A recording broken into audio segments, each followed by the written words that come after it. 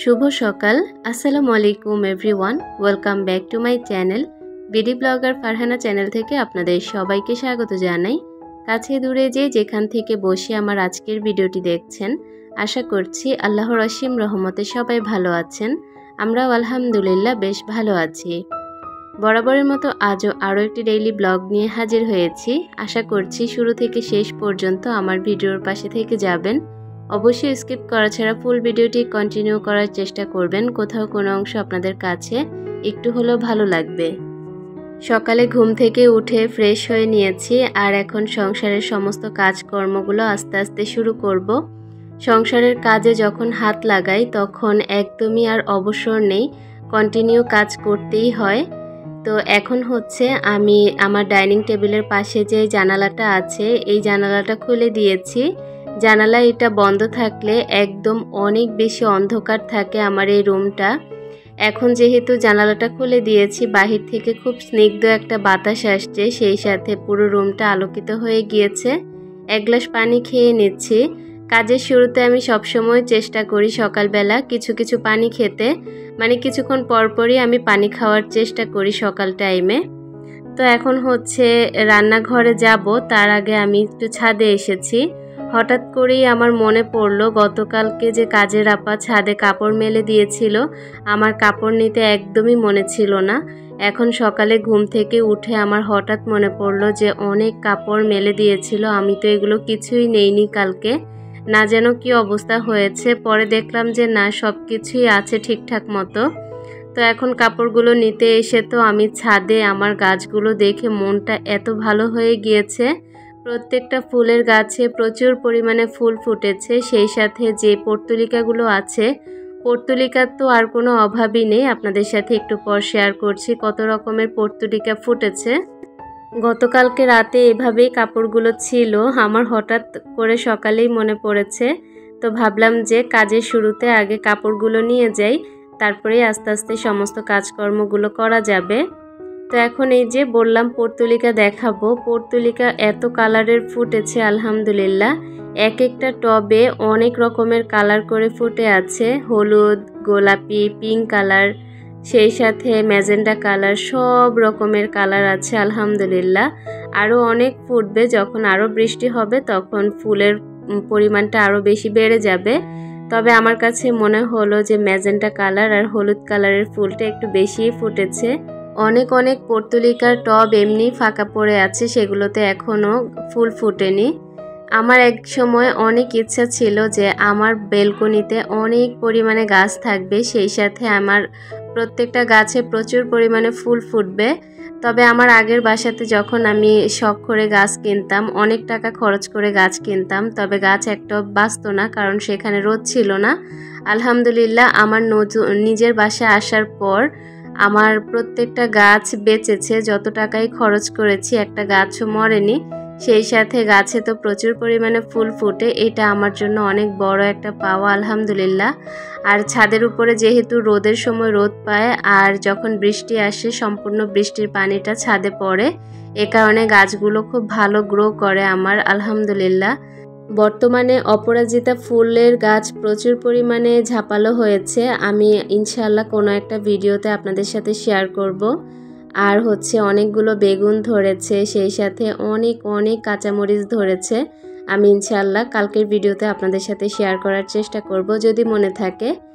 তো এখন হচ্ছে আমি রুটি বেলে নিয়েছি আপনাদের সাথে কথা বলতে বলতে। 3টা রুটির গোলা ছিল, এই গোলাগুলো আমি সবসময় এভাবে করে ফ্রিজে রেখে দেই। নর্মাল ফ্রিজে মোটামুটি 4-5 দিন, 1 সপ্তাহ রেখে দেয়া যাবে। তো এভাবে করেই আমি রেখে দেই, ঝটপট রুটিটা বানিয়ে নেওয়া যায়। আমি কিন্তু অধিকাংশ সময় পরোটার জন্য এরকম গোল করে রাখি, সেই সাথে রুটির জন্য এরকম গোল করে নর্মাল ফ্রিজে রেখে দেই।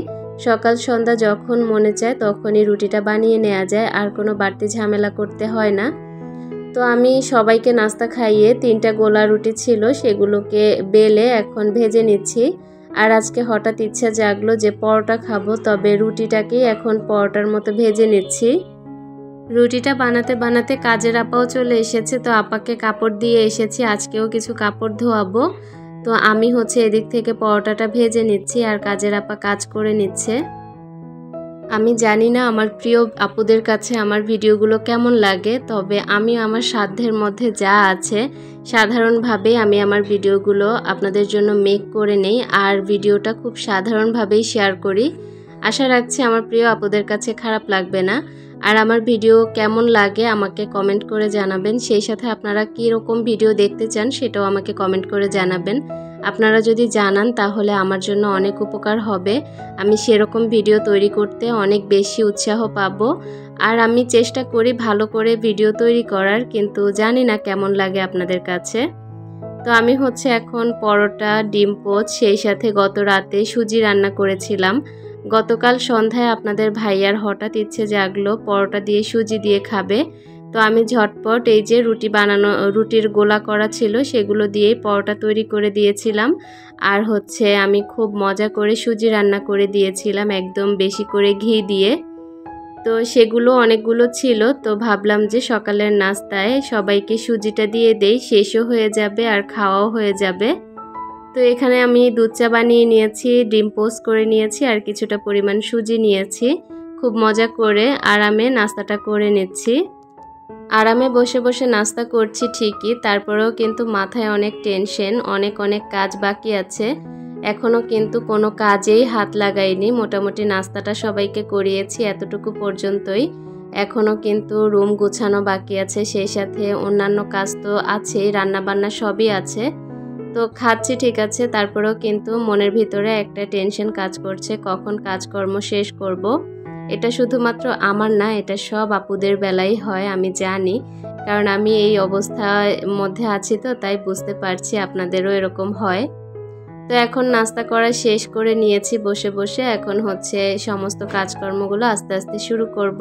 এখানে অনেকগুলো গরম চা এনেছে মেয়ের ম্যাডাম গতকালকে, তো সেগুলো এভাবেই আমি ফ্রিজে রেখে দিয়েছিলাম।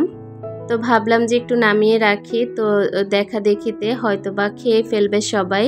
এত পরিমাণে টক হয়েছে গরম চা, বাবারে বাবা এত টক, এই টক খাবে কিভাবে জানি না, তবে আমার কাছে ভালো লেগেছে। আমার যেহেতু মাথাটা মাঝে মাঝে ঘুরিয়ে ওঠে, এই কারণে আমি একটু টক খেলে আমার কাছে ভালো লাগে।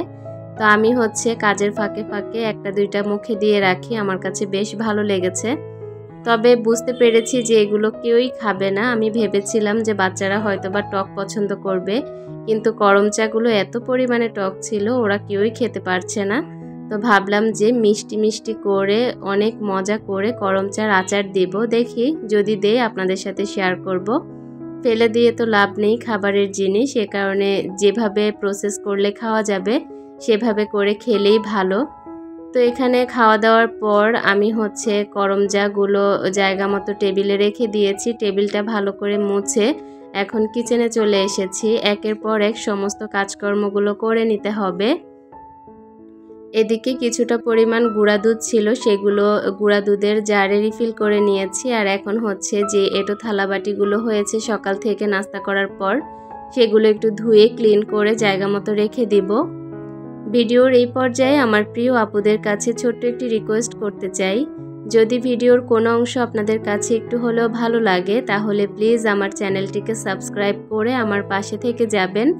নিত্য নতুন ভিডিও পাওয়ার জন্য নোটিফিকেশন বেল আইকনের অল অপশনটি প্রেস করে দিবেন, এতে করে আমি যখনই নিত্য নতুন ভিডিও আপলোড করব সবার আগে আপনাদের কাছে নোটিফিকেশন পৌঁছে যাবে। আপনারা চাইলেই আমার সেই সকল ভিডিওগুলো দেখে নিতে পারেন। আমি আমার সংসারের কাজকর্মগুলো একের পর এক করে নেই, যেহেতু 2টার মধ্যেই আপনাদের ভাইয়া বাসায় চলে আসে, আর বাসায় আসার পর সে খাবারটা খেতে চায়। এ কারণে আমি খুব ঝটপট রান্নাও বসিয়ে দিয়েছি যেন আমি 1টার মধ্যে সমস্ত কাজ শেষ করতে পারি। তো আজকে যেহেতু কিচেনে একটু কাজ করব, এ কারণে রান্নাটা আমি টেবিলের উপরই বসিয়ে দিয়েছি। এরকমটা না করলে হয় না, কারণ আমার রান্নাঘরটা এতটাই ছোট, রান্নাঘরে যদি আমি অন্য কাজ করি তাহলে রান্নাটা আর করতে পারি না। আর এখন যেহেতু গ্যাসের পরিমাণটা অনেক কম থাকে চুলায়, এ কারণে ইলেকট্রিক চুলাটাই সবসময় ব্যবহার করতে হয়। তো সুবিধার্থে আমি হচ্ছে টেবিলের উপর বসিয়ে দিয়েছি রান্নাটা। আজকে গরুর মাংস রান্না করব, ভিডিওর একদম শেষ প্রান্তে শেয়ার করব আজকে কি রান্না করেছি। আজকে কিন্তু আমি অনেক কিছু শেয়ার করার পাশাপাশি আমার রান্নাঘরটাকে একটু নতুন করে সাজাবো, সেটাও শেয়ার করব। তো কিচেনে চলে এসেছি। গতকালকে কিছু জার ভিজিয়ে ধুয়েছিলাম, আপনারা দেখেছেন। সেগুলো তো রাতে রাতে শুকিয়ে গিয়েছে। এখন একটা টিস্যু পেপার দিয়ে হালকা একটু মুছে তারপর রিফিল করে জায়গা মতো সাজিয়ে নিব। আমি আমার কিচেন ট্যুর খুব শীঘ্রই দিব, তবে আগেরবার যেহেতু কিচেন ট্যুরটা রিসাইকেল করে যে কোনো জিনিস দিয়ে আমি করেছিলাম, তবে এবারের কিচেন ট্যুরটা হবে একটু অন্যরকম। তো এ কারণে আমি একটু সময় নিয়ে কিচেনটাকে আস্তে আস্তে করে নতুন করে সাজাচ্ছি। এখন এই জারগুলোকে রিফিল করে নেব। ছোট ছোট মিনি 2টা জার এনেছি, আমার এত ভালো লেগেছে। জারগুলো খুবই ছোট, আপনারা ভিডিওতে যতটুকু দেখতে পাচ্ছেন অতটুকুই। তো আমার হচ্ছে লবণের জন্য একটা জার দরকার ছিল, তো লবণ রাখি নিচ্ছি একটা জারে, সেই সাথে একটা জারে আমি ড্রাই ফ্রুটস রাখবো। আমি প্রতিনিয়ত ড্রাই ফ্রুটস খাই, কারণ আমার প্রচুর পরিমাণে ভিটামিন আয়রনের অভাব। এ কারণে কয়েকদিন পর পর আমি অসুস্থ হয়ে পড়ি, তাই সবসময় চেষ্টা করি ভিটামিন জাতীয় খাবারগুলো আমি একটু বেশি খাওয়ার জন্য। তো আপনাদের ভাইয়া কিন্তু আমার জন্য প্রত্যেক কয়েকদিন পরে পরে বড় একটা জার নিয়ে আসে এই ড্রাই ফ্রুটসের। তো এগুলো আমি এরকম ছোট ছোট জারে রিফিল করে তারপরে খাই, আর বড় জারটা উপরে রেখে দেই। তো এখন এই তো রিফিল করে নিয়েছি, আর এখন রান্নাঘরের লুকটা আপনাদেরকে একটু দেখাচ্ছি। কিছুক্ষণের মধ্যে খুবই সুন্দর করে রান্নাঘরটা সাজিয়ে নেব। চুলার ঠিক পাশে আমি কিছু অয়েল জার রেখেছি, আর ঠিক সামনে একটা অর্গানাইজারে কিছু পরিমাণ ম্যাচ লাইট সেই সাথে লাইটার রেখেছি। তো ওগুলো সরিয়ে এখন একটা অয়েল জার রেখেছি আর লবণের কৌটোটা রেখেছি। আর দেখার সৌন্দর্যের জন্য আমি ঠিক তার পাশে একটা ছোট্ট কাচের গ্লাসে কিছুটা স্ন্যাক প্ল্যান্ট রাখবো, এটা শুধুমাত্র দেখার সৌন্দর্যের জন্য। এখানে আমি বড় একটা গাছ রাখবো। যে অর্গানাইজারটা আমি তুলে নিয়েছিলাম লাইটারের, সেই অর্গানাইজারের উপরে এখন এই স্ন্যাক প্ল্যান্টটা রেখে দিচ্ছি। দেখতে খুবই ভালো লাগছিল। যে কোনো জায়গায় এদিক সেদিক করে সাজিয়ে নিলে কিন্তু সব জায়গা অন্যরকম সৌন্দর্যে ভরপুর হয়। এই যে জারগুলো দেখতে পাচ্ছেন বরাবর, এই জারগুলো আমি সব চেঞ্জ করে ফেলবো ইনশাআল্লাহ। আর যখন চেঞ্জ করব তখন আপনাদের সাথে শেয়ার করব। কিচেন সেলফের উপরে ঝুলানো একটা সাদা কালারের ফুল রেখেছি। এই ফুলটা দেখতে খুবই সুন্দর, আমি 99 থেকে এনেছি। আর একটা প্লান্টার রেখে দিচ্ছি তার ঠিক পাশে। এই প্লান্টারটা আমি DIY করেছিলাম একটা সময়ে, আর ওই প্লান্টারে আমি কিছুটা মানি প্লান্ট রেখেছি দেখার সৌন্দর্যের জন্য। আর এখন হচ্ছে এই জায়গাটা একটু সাজিয়ে নিচ্ছি, একদম সাদামাটা করেই সাজাবো। তবে আমি যখন কিচেন ট্যুর দিব তখন আরও অন্যরকম সুন্দর করে সাজানোর চেষ্টা করব ইনশাআল্লাহ। যে কোনো জায়গায় মোমবাতি রাখা দেখতে খুব ভালো লাগে। তো আমি যে মোমবাতি রাখার স্ট্যান্ডটা এনেছিলাম একটা সাইকেল, ওই সাইকেলটা টিস্যু হোল্ডারের পাশে রেখে দিচ্ছি। এখন এভাবে করেই সাজিয়ে নিয়েছি, ইনশাআল্লাহ এগুলোকে আরও অন্যরকম করে সাজাবো। তবে আপনারা কিন্তু গতবারের মতো আমার কিচেন ট্যুরটাকে এবারও অনেক ভালোবাসা দিয়ে এগিয়ে নেবেন। আর আপনাদের জন্যই কিন্তু এত কষ্ট করা। আপনারা যদি ভালো বলেন তাহলেই আমাদের এই সার্থকতা। কথা বলতে বলতে ফাইনালি কিচেনটা মোটামুটি সাজিয়ে নিয়েছি। আর আজকের কিচেন সাজানোটা আপনাদের কাছে কেমন লেগেছে অবশ্যই ছোট্ট একটি কমেন্ট করে জানাতে ভুলবেন না। জানতে পারলে আমার কাছে বেশ ভালো লাগবে। নতুন নতুন কেনা কিছু জিনিস দিয়ে আমি আমার রান্নাঘরটাকে নতুন করে সাজিয়ে নিয়েছি। ইনশাআল্লাহ নতুন করে আবারও যখন সাজাবো তখন আপনাদের সাথে আবারও শেয়ার করব। একদম দূর থেকে আমার রান্নাঘরটা দেখতে এমনটা। সকাল গড়িয়ে দুপুর হয়ে গিয়েছে, আর এখন খাবারের সময়ও হয়ে গেছে। আপনাদের ভাইয়া খুব জলদি খাবার দিতে বলল, তাই খুব ঝটপট আমি কাজটা শেষ করেই রান্নাটা শেষ করেছি। তারপর রান্না শেষ করে ঝটপট এখন খাবারটা বেড়ে নিচ্ছি। তো আমি হচ্ছে রান্নাঘরটাকে নতুন করে সাজিয়ে তারপর হচ্ছে কিছুটা পরিমাণ রান্নার কাজ বাকি ছিল, সেগুলো করে এখন খাবারটা বেড়ে নিচ্ছি।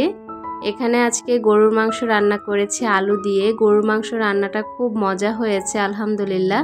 তো এখন সবাই মিলে খাবো, বাচ্চাদেরকে আমি খাইয়ে নিব আর নিজেরাও খেয়ে নেব।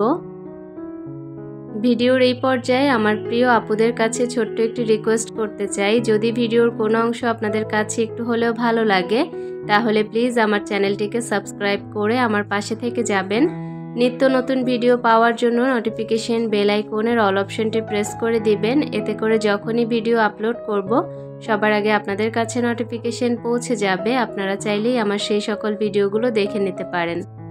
অফ ক্যামেরায় বাবুদেরকে খাইয়ে নিয়েছি, এখন আপনাদের ভাইয়া আর আমি শুধুমাত্র বাকি আছি, আমরাই খাবো। তো এখন হচ্ছে আজকের রান্নাটা আপনাদের সাথে একটু শেয়ার করি, কি রান্না করেছি। আম দিয়ে ঘন করে ডাল রান্না করেছি, ডিমের কোরমা করেছি আর আলু দিয়ে গরুর মাংস রান্না করেছি। আর সেই সাথে আছে গরম গরম ভাত। এখন এই তো খাবার শুরু করে দিব। আপনাদের ভাইয়াকে সকালে পরোটা খাইয়েছি, তারপরেও তার আজকে দুপুরবেলাতে একটু ক্ষুধা পেয়ে গিয়েছে।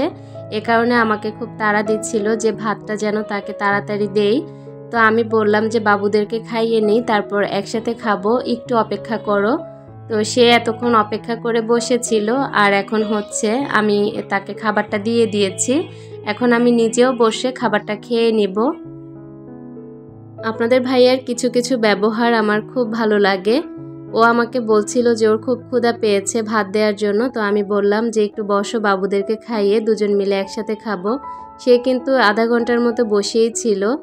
আলহামদুলিল্লাহ, এগুলো কিন্তু একটা নারীর জন্য অনেক বড় একটা পাওয়া। সংসারে যদি হাজবেন্ড খ্যাচখ্যাচ করে তাহলে কিন্তু সেই সংসারে কোনো শান্তিই নেই। অন্তত পক্ষে একটা মেয়ে সংসার করে কোনোদিনও শান্তি পায় না। আলহামদুলিল্লাহ, আমি কিন্তু সেই দিক থেকে অনেক অনেক অনেক শান্তি পেয়েছি। আর আমি তাকে কিছুক্ষণ আগেও বলেছি আমার খুব মায়া লেগে উঠেছে ওর এই ব্যবহারটা দেখে, যে ক্ষুধা লাগার পরেও আধা ঘন্টা বসে আছে। তা আমি তাকে বলেছি তুমি আসলেই একজন ভালো মনের মানুষ, আর তোমার সাথে সংসার করে আমার বিয়ের পর এই পর্যন্ত আমি অনেক শান্তিতে আছি। তুমি আমাকে আল্লাহর রহমতে অনেক শান্তি দিয়েছ। আল্লাহ শান্তি দেওয়ার মালিক, তো তুমি উসিলা হয়ে আমাকে অনেক শান্তিতে রেখেছো, আলহামদুলিল্লাহ। খেতে খেতে আপনাদের থেকে বিদায় নিয়ে নিচ্ছি। সবাই ভালো থাকবেন। আল্লাহ হাফেজ।